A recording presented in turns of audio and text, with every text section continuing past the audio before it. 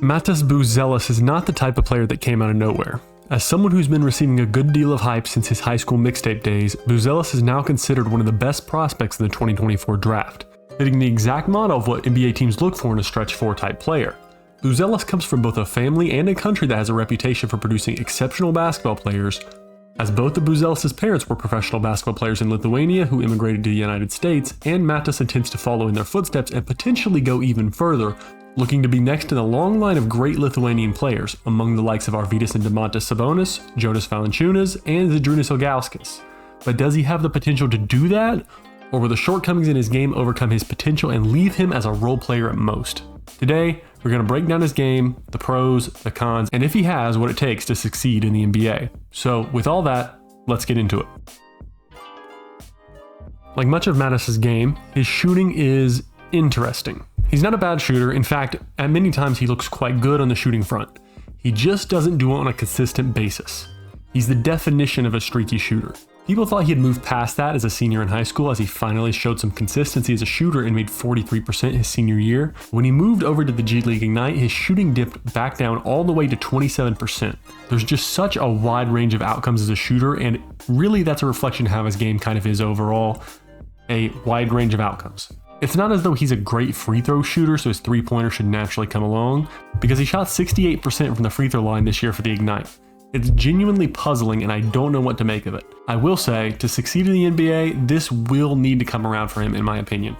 He's fine at the other aspects of his game, but he isn't like a Giannis, where he's just so good at something else, in Giannis' case, getting to the rim, where Buzelis will still be able to be a star without being able to shoot all that well. No, for him to be a star and to be worth a high-end draft pick in this draft, a team will be making the bet that his shot can come around. I don't think he can't do it. We've seen him make shots numerous times in the past. He just can't do it consistently yet. So really what I want to see is Buzelis end up with a team with a good coaching staff that can maximize his ability to shoot. The potential's there. The shot looks good. He's shown that he has the ability to make off-balancing contested threes, but it needs work.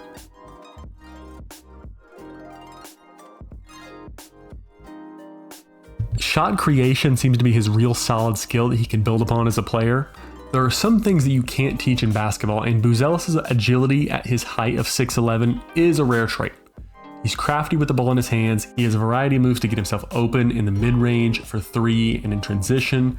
He has the ability to handle the ball pretty well for a big man, and obviously he can leverage that into a pretty high ceiling if he finds his way to maximize his potential. You can see he's got a pretty deep bag of moves for a guy his size at all three levels, which, to be honest, really impresses me. And it's something where all the best players have to some degree, giving you some level of indication that that is where Buzelis' ceiling could reach if all things go well. Taking that all into account, he isn't perfect. Many people have noted he has a tendency to be loose with the ball fairly often. It's left him with a negative assist-to-turnover ratio and brings into question his decision-making sometimes, because a lot of times he just drives into a crowd of defenders. And the question arises of if he can be trusted with the game on the line when big moments come. As of now, that's something I would want to see him prove before I could say I could trust him in those moments, but at the same time, with the skill set he has shown, I still consider shot creation a major strength for him overall, even with some minor flaws.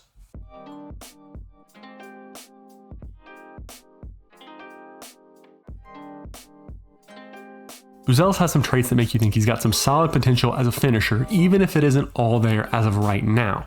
A lot of what he currently has comes down to his craftiness around the rim. He is effective at using his length to make a number of difficult shots, whether it be floaters, baby hooks, or lay-ins at the rim. His size is automatically a strength when it comes to finishing around the rim. I do question if he doesn't need a bit more bulk, however, or at the very least some additional aggressiveness. He's a lanky, skinny player, and he plays like it, quite frankly. Anyone who's ever played with a tall, skinny, not really strong big man knows what I'm talking about.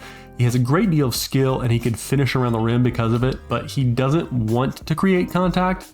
If he can avoid contact, he will do so, whether it's intentional or something he just does subconsciously, and it forces him to shy away from strong finishes, creating misses a lot of the times.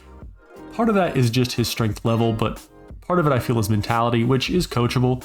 Get him in the right system, empower him to take it up as strong as he can, teach him to pursue contact, not shy away from it. I think he's only going to be able to gain so much strength. His build is not particularly inclined to gain that much muscle mass. The aggression can be improved 100%.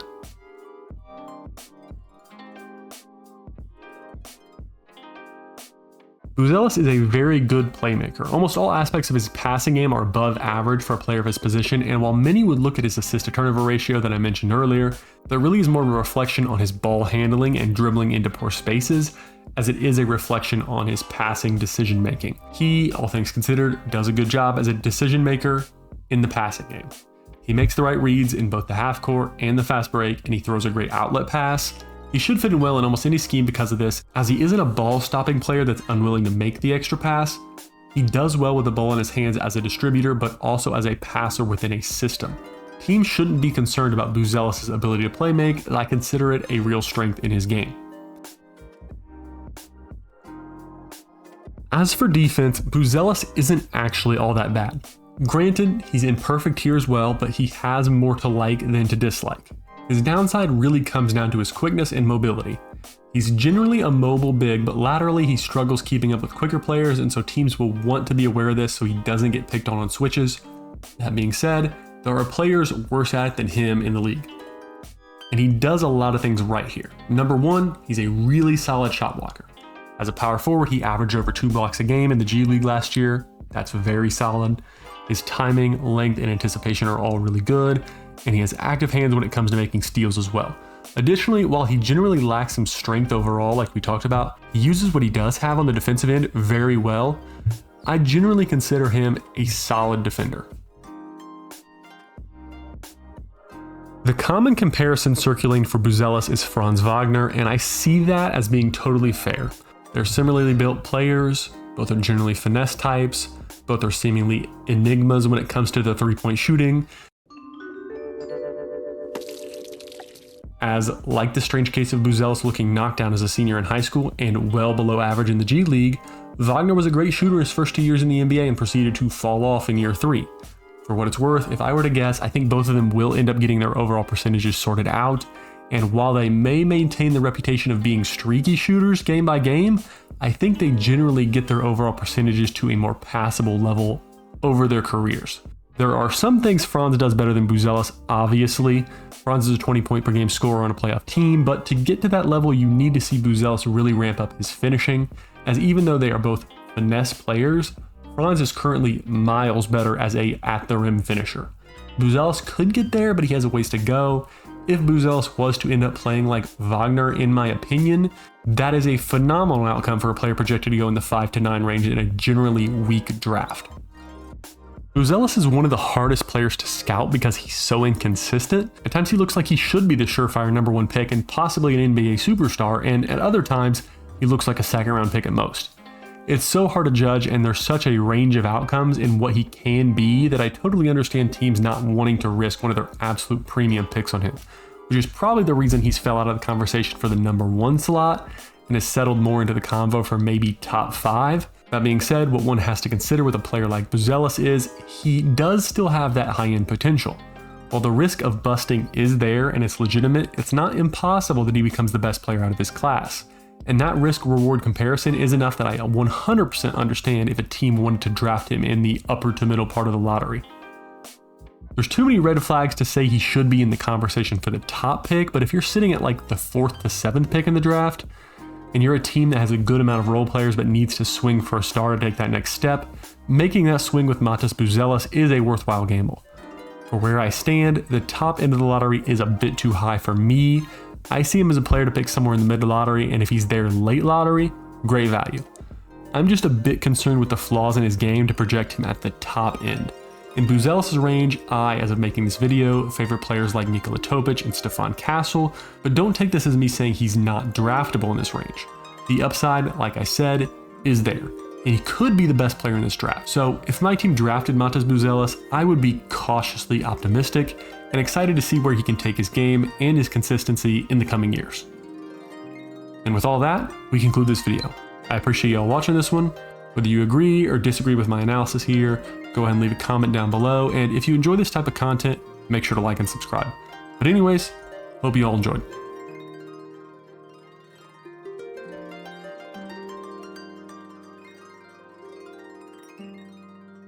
Hey, thanks again for watching this video. If you like what you saw, go ahead and click on one of these videos here to see more.